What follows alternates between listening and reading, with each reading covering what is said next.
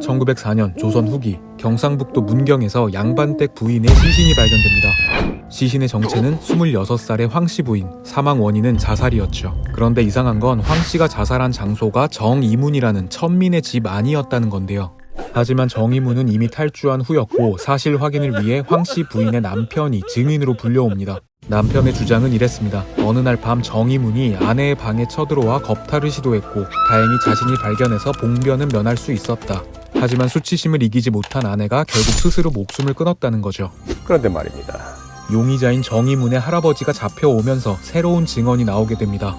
바로 황씨 부인과 정이문이 5년간 불륜 관계였다는 사실.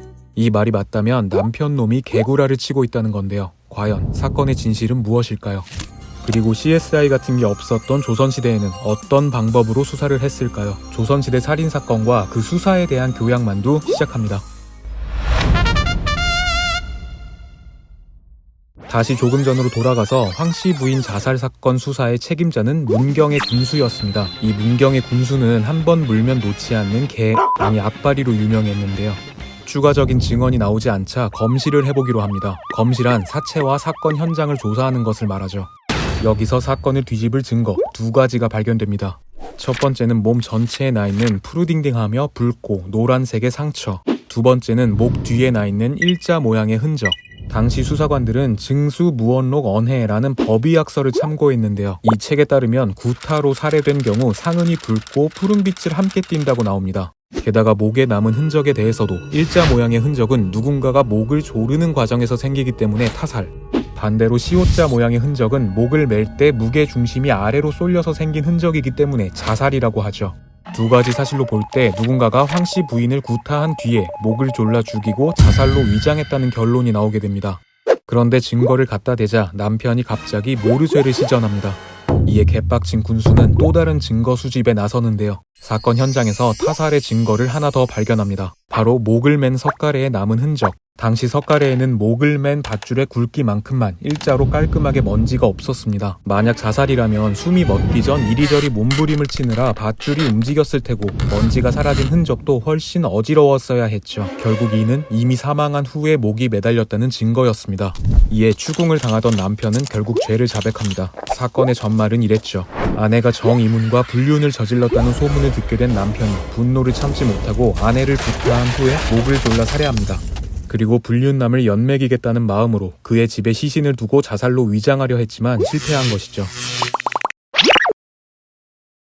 자칫 놓칠 수도 있었던 범인 검거에 결정적인 역할을 했던 이 책은 당시 조선 수사관들의 매뉴얼이었습니다. 중국 원나라의 법의학서인 무원록을 조선으로 들여와 국내 실정에 맞게 여러 번 수정을 거친 것이었죠. 사실 옛날 책이다 보니 별 개벽다구 같은 내용도 많이 있습니다. 예를 들면 친자 확인을 할 때 2사람의 피를 동시에 물에 떨어뜨려서 피가 섞이면 친자가 맞고 아니면 남이라는 기적의 논리도 적혀있죠. 반면에 CSI 뺨 때리는 과학수사 기법도 있습니다. 그중 몇 가지를 소개해드리자면 사람이 칼에 맞아 죽었을 경우 범행 도구를 찾기 위해서 사용한 방법인데요. 범행 도구로 의심되는 칼을 숯불에 달군 후에 고농축 식초로 씻어내면 루미놀 반응처럼 혈흔이 드러난다고 적혀있습니다. 독극물로 인한 살인인지 확인하기 위해서는 은비녀 기법을 주로 사용했습니다. 시신의 목구멍에 은비녀를 깊이 넣었다가 뺐을 때 은비녀가 새까만 색으로 변하면 독살로 판정했죠. 조선시대 흔히 쓰였던 독약인 비상은 비소와 황 등의 화합물인데요. 황과 은이 결합하면 검게 변하는 화학적 원리를 이용한 것입니다. 그럼에도 불구하고 조선의 살인사건 중에 80%는 은폐됐다고 합니다. 가장 큰 이유는 마을 사람들이 고발을 꺼렸기 때문인데요. 일단 조선시대에는 살인사건이 일어나면 피해자의 가족과 이웃들부터 잡아들여서 신문을 했습니다. 문제는 강압수사를 뛰어넘은 폭력수사를 진행했다는 거죠. 죄가 없는데도 맞거나 감옥에 갇히는 경우도 많았습니다. 또한 조사 기간 동안 조사에 참여하는 하급 관리들의 식량은 마을 주민들이 책임져야 했고 동네가 어수선한 틈을 타서 관리들의 재산 수탈도 빈번했다고 하죠. 때문에 주민들은 마을에 살인사건이 생기면 일단 피해자 가족들의 입을 막고 우리끼리 해결하자며 돈을 모아 피해자 가족들에게 따로 챙겨주는 일도 종종 있었다고 합니다. 살인범의 처벌도 범행 유형에 따라 달랐습니다. 계획적으로 살인했을 때는 머리를 치는 참형, 구타해서 죽였을 때는 목을 매는 교수형, 실수로 살인을 한 경우에도 보통은 교수형으로 처리했지만 피해자와 합의하에 금전적 보상으로 퉁칠 수도 있었죠. 최고의 형벌은 능지처사였는데요. 부모를 살해하거나 반역한 죄인에게 내려졌습니다. 신분과 성별에 따라서도 처벌이 달랐습니다. 만약 노비가 주인을 죽인 경우 능지처사형에 처해졌지만 주인이 노비를 죽였을 때는 겨우 장 60대에 노역 1년 정도로 그쳤고요. 또 아내가 남편을 살해했을 때는 무조건 사형이었지만 남편이 아내의 간통 현장을 덮쳐서 그 자리에서 살해했을 경우에는 무죄로 처리해줬답니다. 아, 이게 뭔 개소리. 특이한 건 당시 사람들은 복수를 위한 살인에는 관대했다는 건데요. 유교의 진심인 민족답게 부모를 위한 복수나 정절을 지키기 위한 복수는 1초 컷으로 눈 감아줬다고 하죠. 예를 들어 정조 14년에는 김은혜라는 여자가 있었는데요. 한 노파가 그녀에게 앙심을 품고 악의적인 찌라시를 퍼뜨립니다. 김은혜가 자신의 친척 청년과 뜨밤까지 보낸 그렇고 그런 사이라는 거였죠. 소문은 김은혜가 결혼을 한 후에도 계속됐고 참지 못한 김은혜는 노파를 찾아갑니다. 그리고 살인을 저질렀죠. 그런데 정조는 이 사건을 무죄로 최종 판결 내립니다.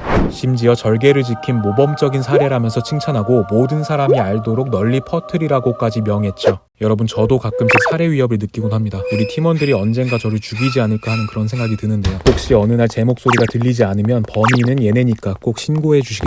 교양 만두였습니다.